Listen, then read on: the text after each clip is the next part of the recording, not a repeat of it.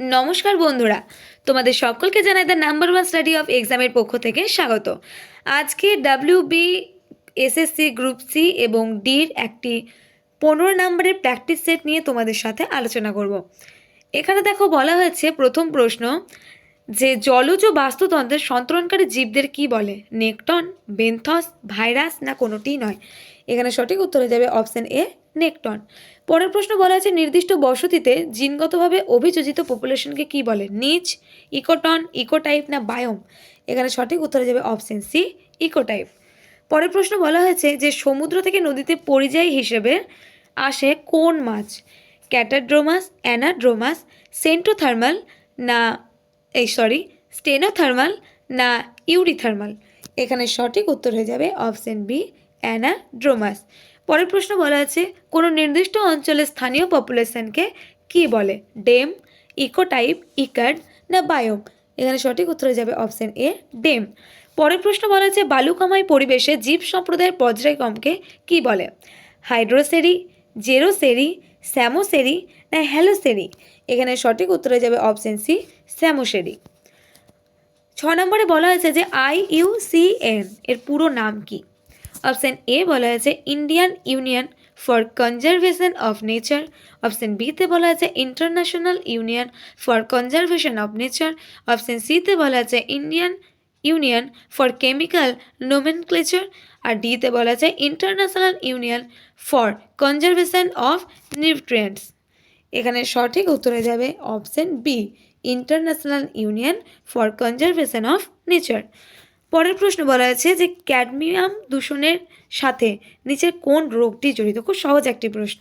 দেখো অপশন বলা আছে এ, মিনামাটা, ডি বলা আছে নিউমোকোনিওসিস, সি বলা হয়েছে অ্যানিমিয়া, আর ডি হচ্ছে ইটাই। এখানে সঠিক উত্তর হয়ে যাবে ক্যাডমিয়াম দূষণের সাথে সম্পর্কিত হচ্ছে ইটাই। পরের প্রশ্ন দেখো বলা হয়েছে মেলানোসিস রোগটির উৎপত্তির কারণ। এ বলা হয়েছে ক্যাডমিয়াম দূষণ, বি বলা হয়েছে আর্সেনিক দূষণ, সি বলা হয়েছে ফ্লুরাইড দূষণ, আর ডি বলা হয়েছে পারদ দূষণ। এখানে সঠিক উত্তর হয়ে যাবে অপশন বি, আর্সেনিক দূষণ।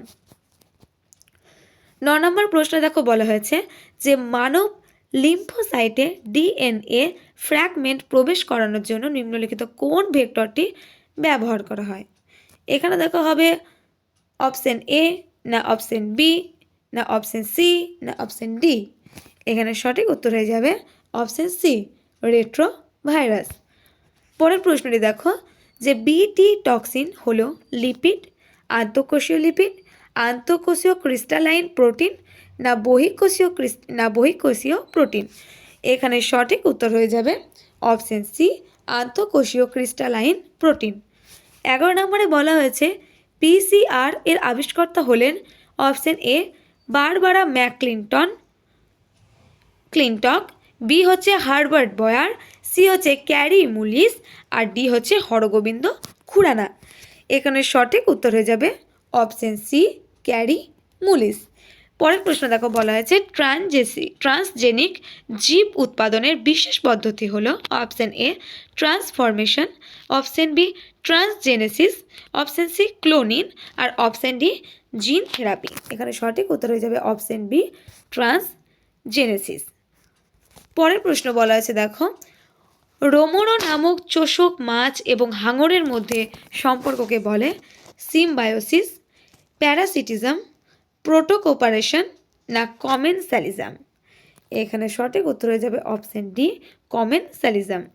পরের প্রশ্ন বলা আছে দেখো শীতল জলবায়ুতে প্রাণীদের ছোট লেজ এবং ছোট অঙ্গ প্রত্যঙ্গ এবং ছোট কান থাকে। এটি হলো অ্যালেনের সূত্র, বার্গম্যান সূত্র, কপের সূত্র না জোরডানের সূত্র? এখানে সঠিক উত্তর হয়ে যাবে অ্যালেনের সূত্র। 15 নম্বরে বলা হচ্ছে দেখো কিছু জীব যারা পরিবেশে লবণ ঘনত্বের কম তারতম্য সহ্য করতে পারে তারা হলো ইটারি হ্যালাইন, স্টেনো হ্যালাইন, সেলাইন না কোনোটিই নয়? এখানে সঠিক উত্তর হয়ে যাবে অপশন বি, স্টেনো হ্যালাইন। তো আজকে এতদূরই পর্যন্ত। এরকম আরও প্র্যাকটিস সেট পেতে হলে তোমরা আমাদের চ্যানেলটি সাবস্ক্রাইব করো এবং পাশে থাকা বেল বাটনে ক্লিক করে অল নোটিফিকেশনটি অল করে রাখো।